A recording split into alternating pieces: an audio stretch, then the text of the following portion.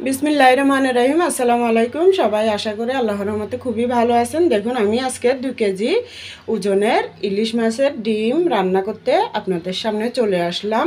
দেখুন কত ভালো লাগতেছে ডিমটা। তো আপনারা দেখতে থাকুন আমি কিভাবে ডিমের রেসিপিটা করি। তো বন্ধুরা এখন আমি দেখুন এখানে একটু লবণ, হলুদের গুঁড়ি, মরিচের গুঁড়ি সামান্য করে দিয়ে এভাবে মেখে নেব।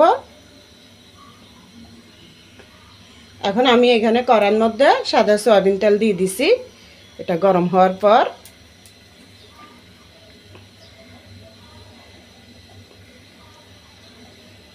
এটা এখন দুইটাই একসাথে দিয়ে দেবো, একটু ভেজে নেব আর কি।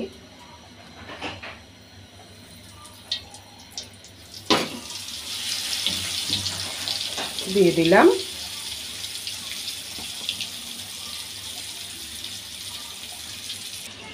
এখন আমি মাছের ডিমটা একটু উল্টাই পাল্টাই দেবো, একদম আস্তে জালে করে দিছি কারণ ডিমগুলো ফুটতেছে তাই। আমি অল্প করে ভেজে নেব, বেশি ভাজলে কিন্তু এটা রান্না করলে খেতে ভালো লাগবে না। একটু মশলার মধ্যে চচ্চড়ির মতো করব।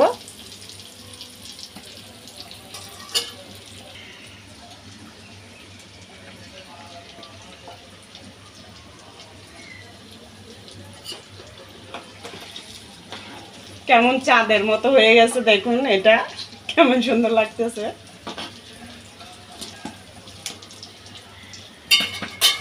তো বন্ধুরা আমি আর কিন্তু ভাজবো না বেশি, এখন এতে দেখুন একটু পিস পিস করে নেব, এভাবে পিস পিস করে নিই।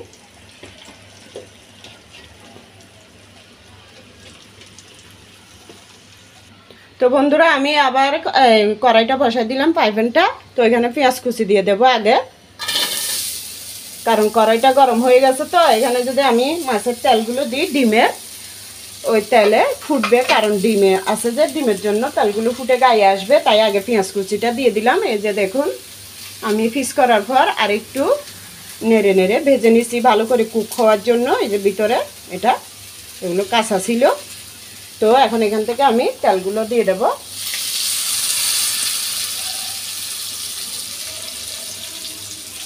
তো দিয়ে দিলাম। দেখুন এই যে গুঁড়ি গুঁড়ি ডিমগুলো এখানে যদি এমনি দিতাম পেঁয়াজ ছাড়া, তাহলে সব ফুটে ফুটে গায়ে আসতো, তাই। এখন আমি রসুন বাটাটা দিয়ে দেব। এটা একসাথে ভেজে নেব। হলুদের গুঁড়ি দিয়ে দেব,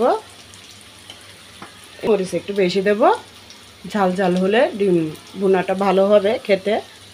আর একটু দেব, 1 চামচ থেকে সামান্য কম এরকম আর কি। একটু মশলা বাটার ওই পানিটা দিয়ে দেব, পাটা ধোয়া।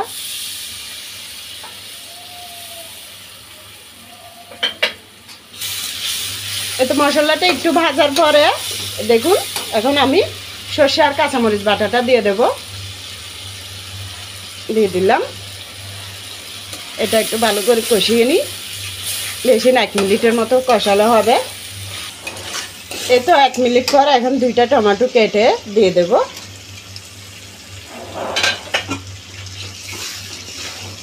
টমেটোটা এভাবে মশলার মধ্যে কষিয়ে নেব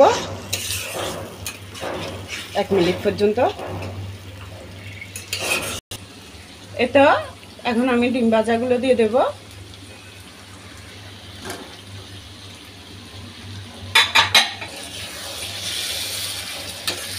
এটা এভাবে একটু মশলার মধ্যে আগে ভেজে নেব, তারপর একটু পানি দিয়ে দেব।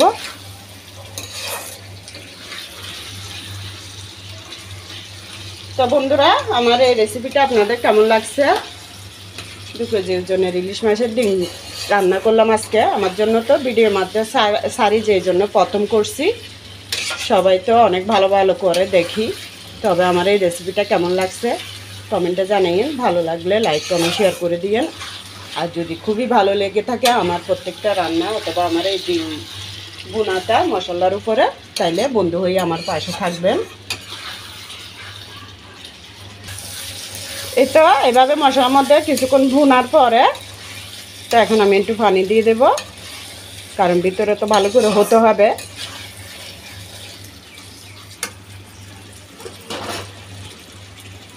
একটু দেখুন, এটা ডিম ভাজার পর এটা একটু ধুয়ে যে ডিমগুলো আছে ওগুলো শুদ্ধ দিয়ে দিলাম।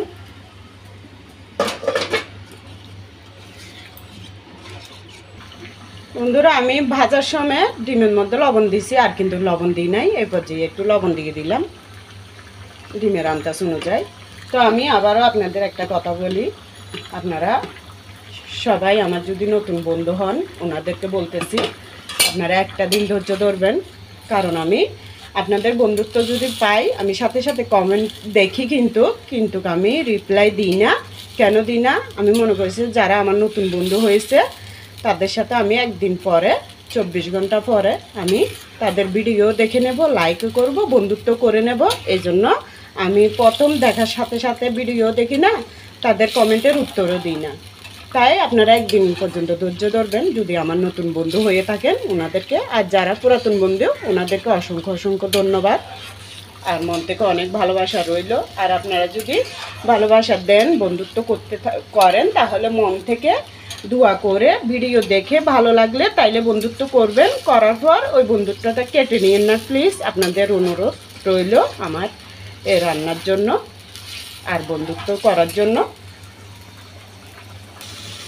এখন বন্ধুরা আমি একটু জিরা আর ধনিয়ার গুঁড়ি দিয়ে দেব। এটা টালার পরে গুঁড়ো করে নিছি, দিয়ে দিলাম। এই ছোটো চামচে 1 চামচ দিলাম।